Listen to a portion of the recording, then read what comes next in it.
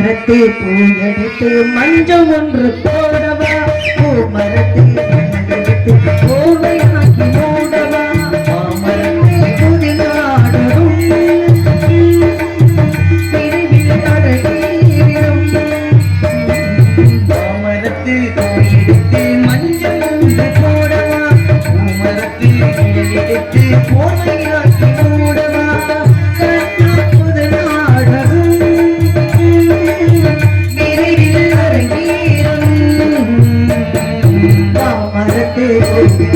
மஞ்சள் ஒன்று போடவா பூமரத்து எடுத்து ஓர்வையாக்கி மூடவா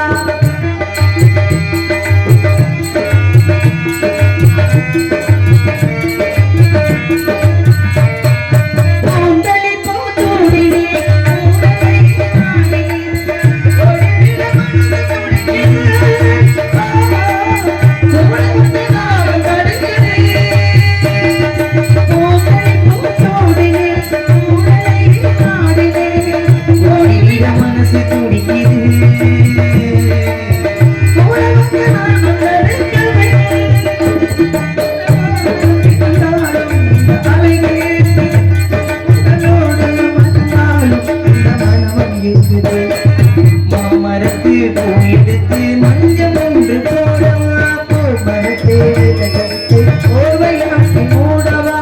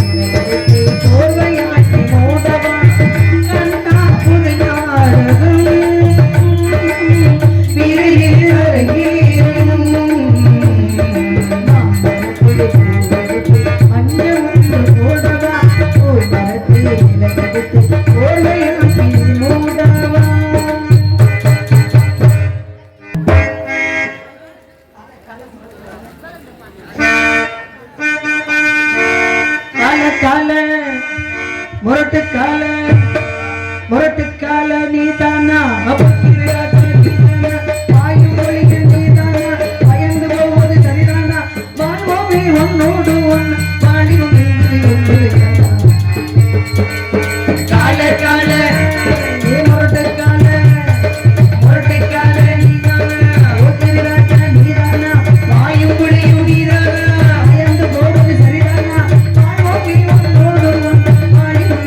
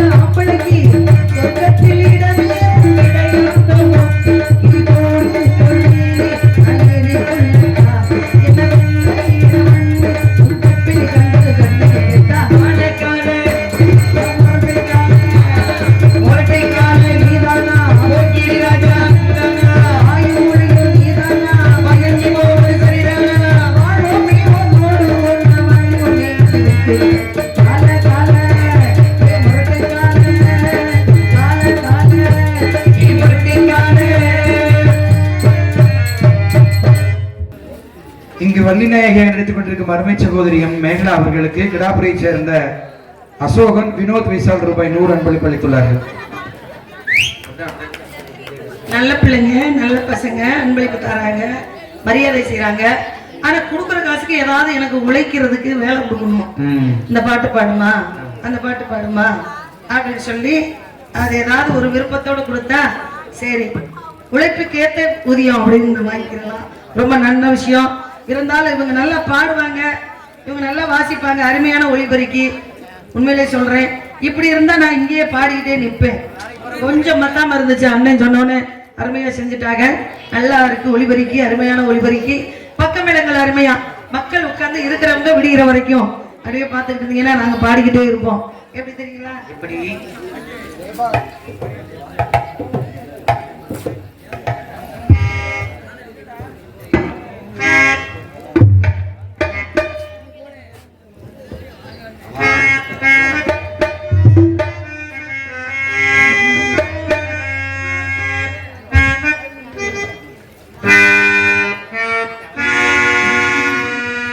நிலா காயுது, நீரும் நல்ல நேரம், நெஞ்சில் பாயுது காமண்டிடும் பானம்.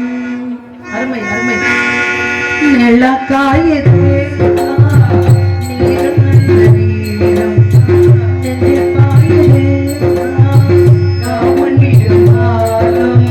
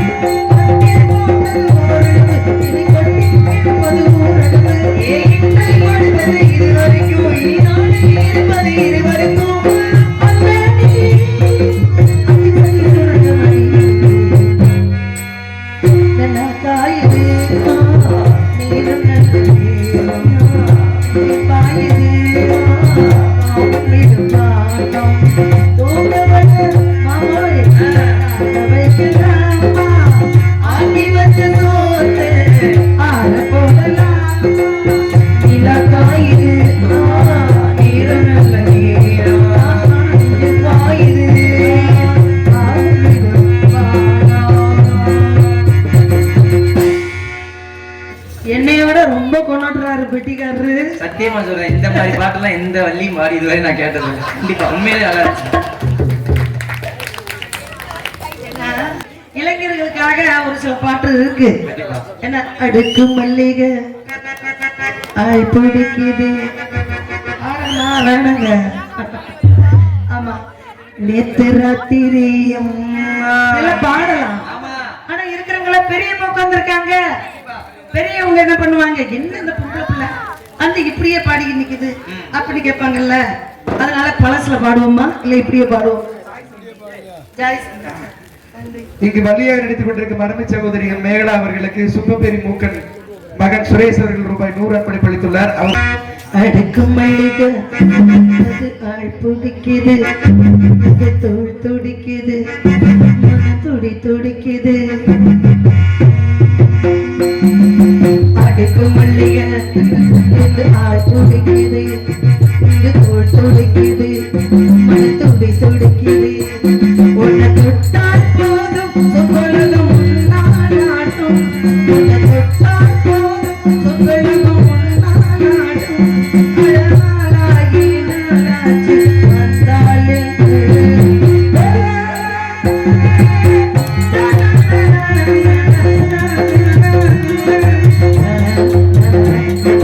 அடுக்கு மல்லிகை ஆள் துடிக்குது தோல் துடிக்குது மன துடி துடிக்குது.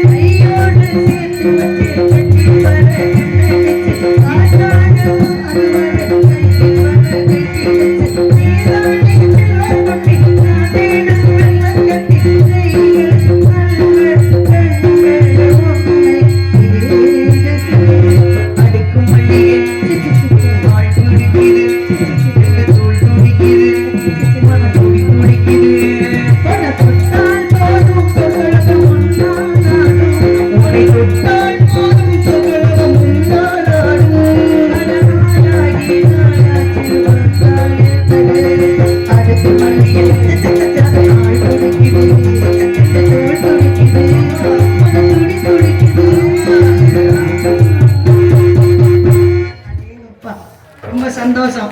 நன்றி நன்றி கலந்த வணக்கத்தை தெரிவித்துக் கொண்டு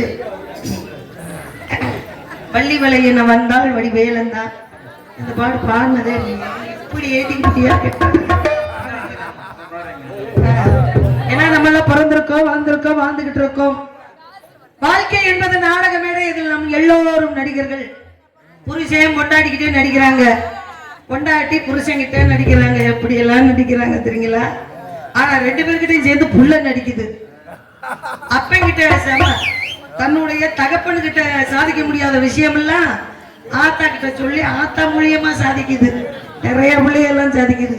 அம்மா அம்மா என் ஃப்ரெண்ட்ஸ் எல்லாம் சேர்ந்து இங்க போறாங்கம்மா இங்க போறாங்கம்மா, ரொம்ப வேணாம் 5000 ரூபாய் மட்டும் வாங்கி கொடுங்க, நான் பாத்துக்கிறேன். அந்த ஆளு சரியான நேரத்துல எப்ப என்கிட்ட உட்காந்து கொண்டாடி பேசுறாரு அப்ப கரெக்ட் பண்ணி போடுறேன் அப்படின்னு சொல்லி நம்ம பிள்ளை எல்லா பிள்ளைங்களும் போகும் பொழுது நம்ம பிள்ளை போகாம இருந்தா அந்த இடத்துக்கு நல்லா இருக்குமா?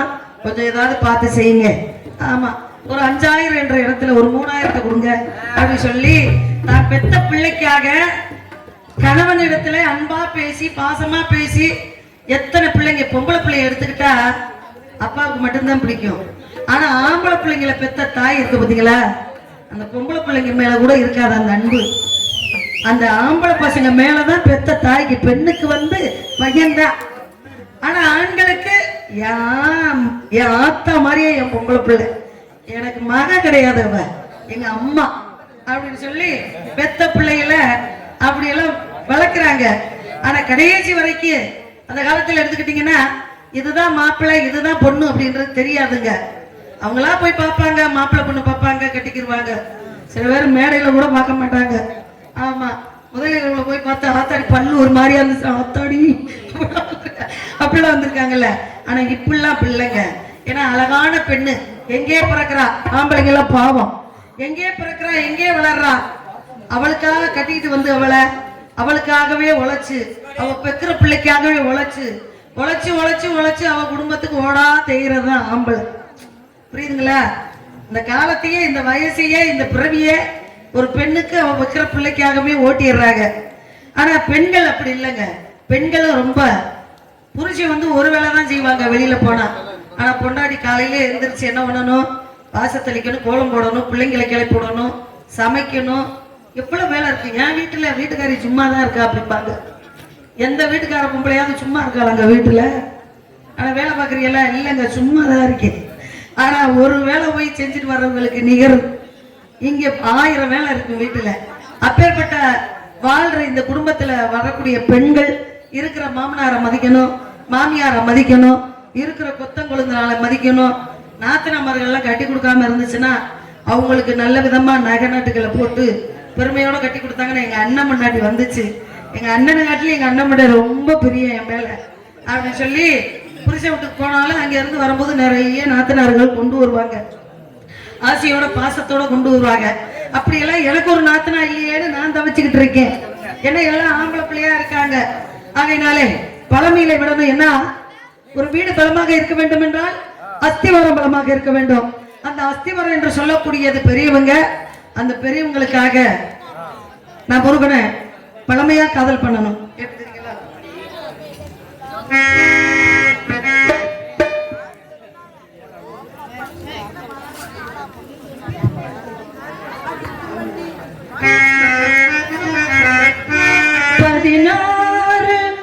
வயதினிலே 17 பிள்ளையம்மா தாலாட்டு பாடுகின்றேன், தாயாக பிள்ளையம்மா ஆரிரரு 16